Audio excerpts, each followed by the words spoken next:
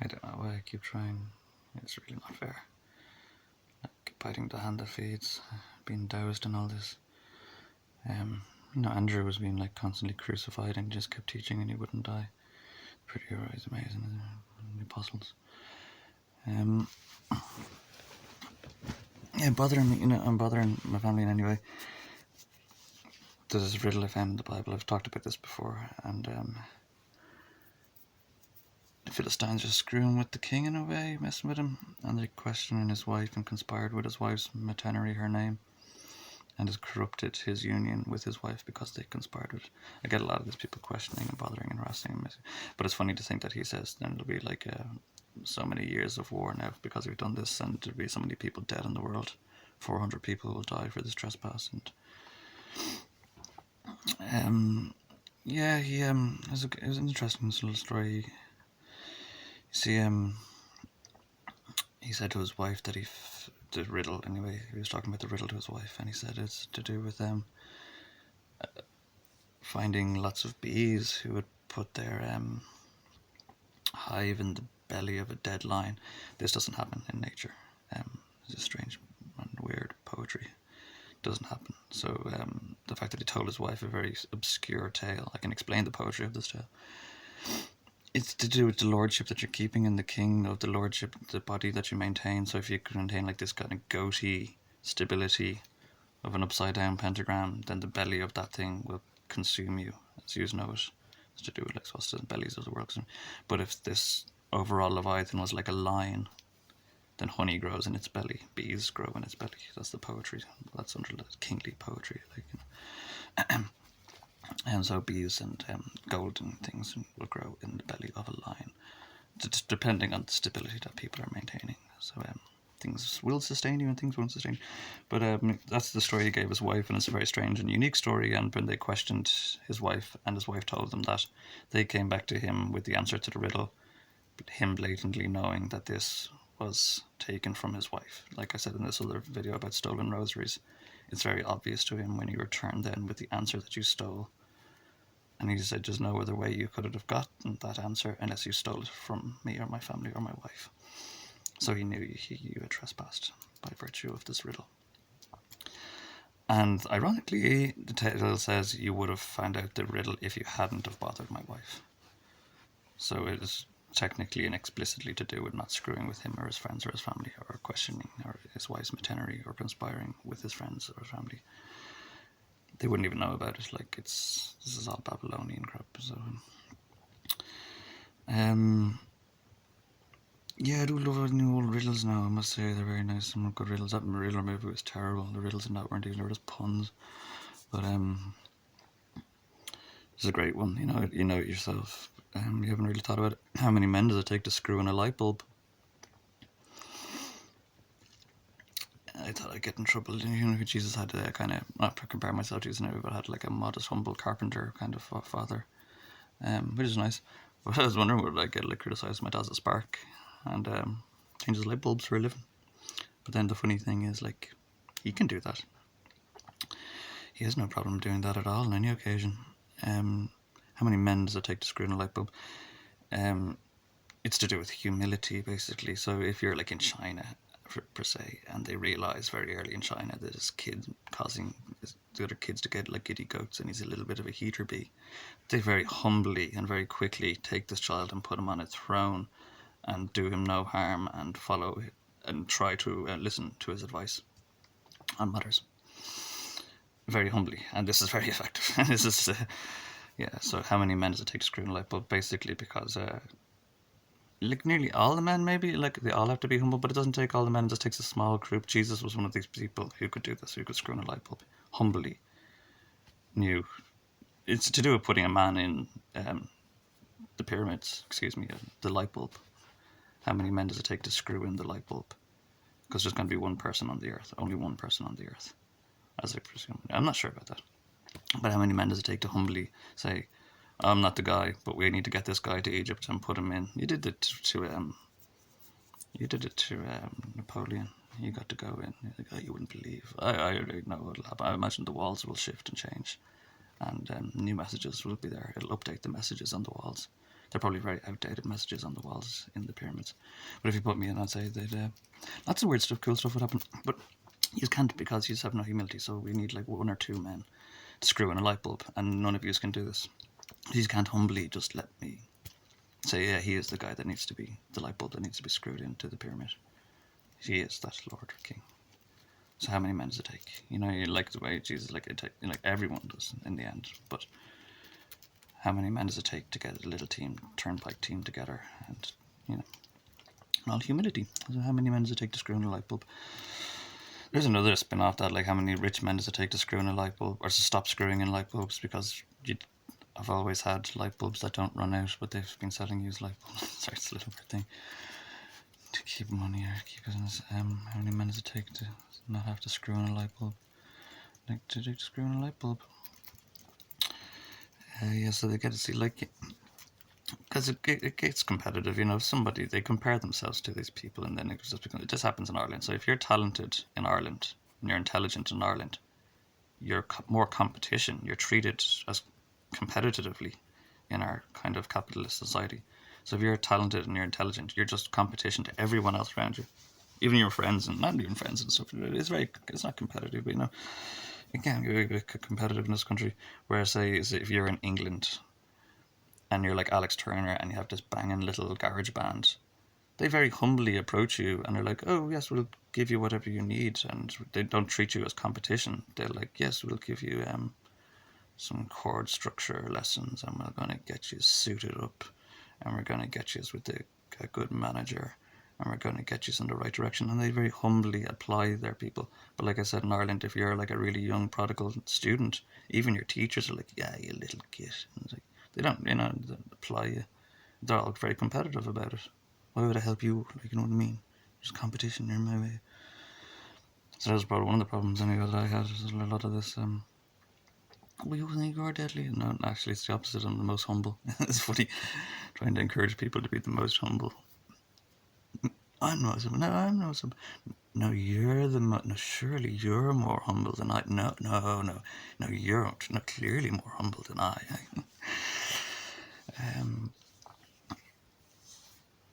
Yeah, riddles contain me. I had one online, how to find me, but I didn't. You know, people know how to find me if they want to find me. England, hopefully, you'll find me now. I applied to England. Recently applied to England to save me. I had a riddle, a way to find me, if you wanted to find me. But, yeah, no, it was a bit risque. And the light bulb thing was the only thing I really wanted to say in this video. Rivers contain me.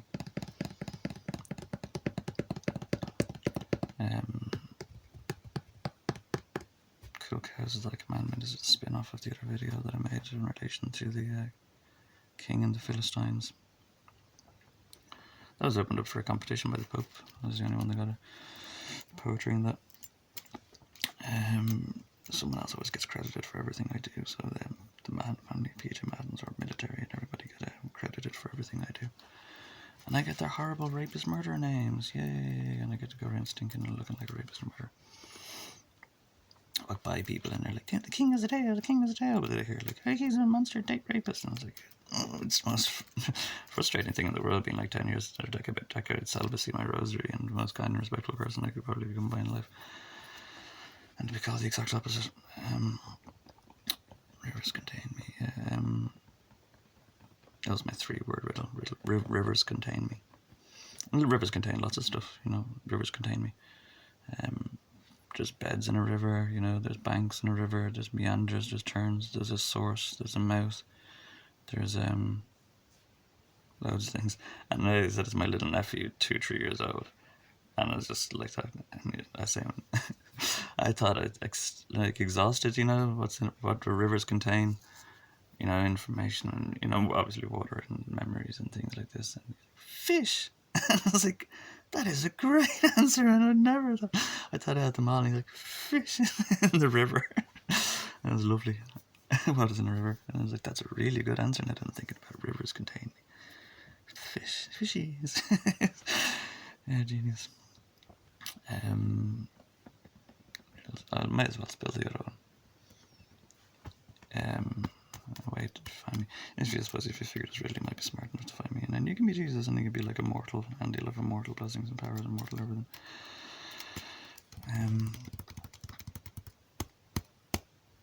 It was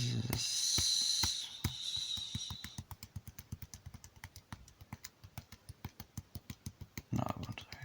It's too risky. It's to do with playing a chord, pleasing the Lord, and it sounds like knocking on a door. So anyone could do it. Chord which pleases the Lord. Sounds like knocking on a door.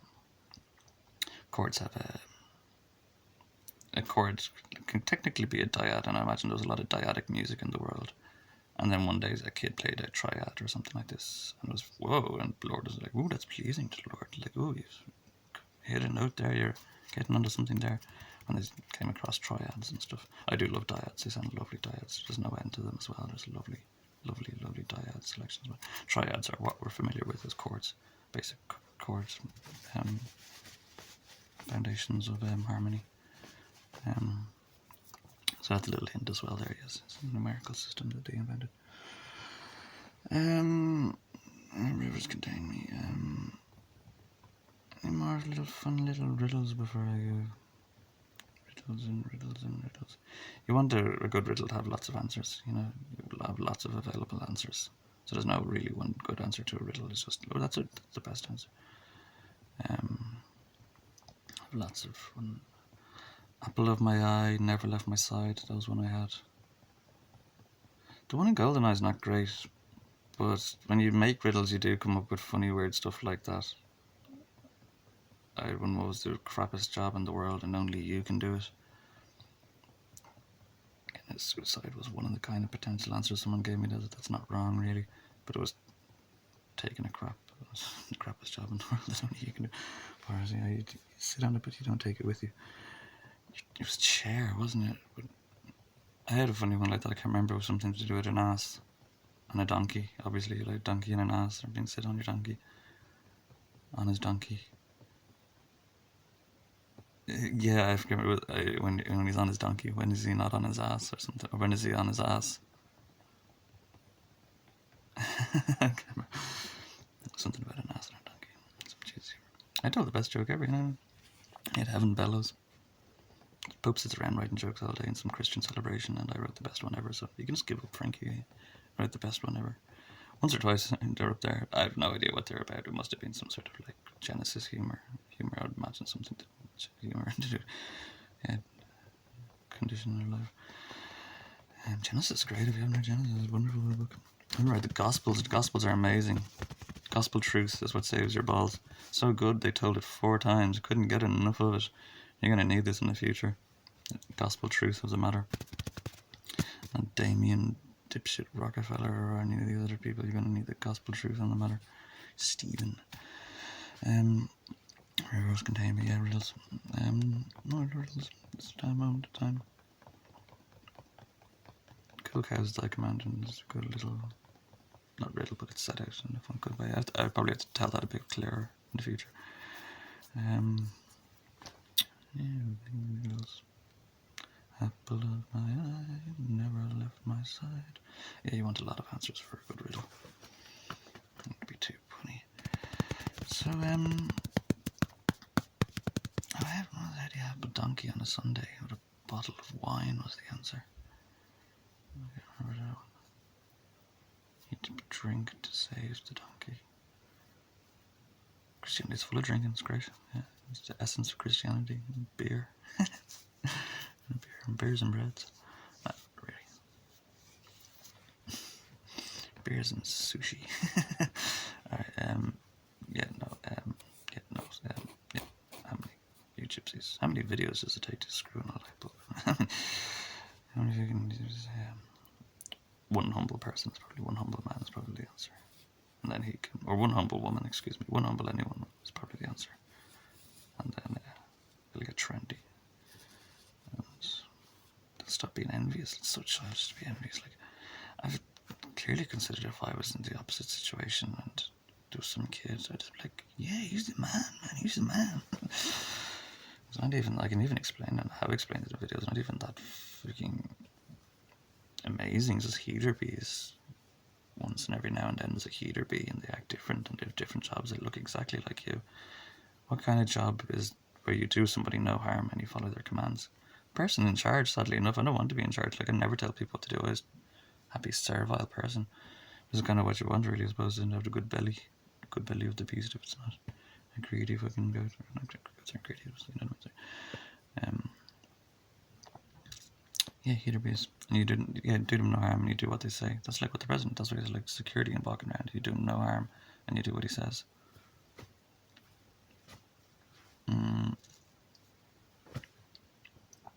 Or any kind of role. I didn't want this job.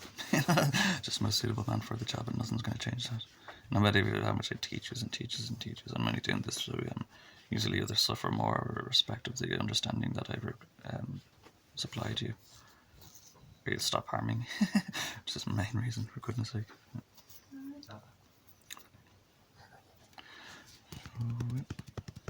True like doggies.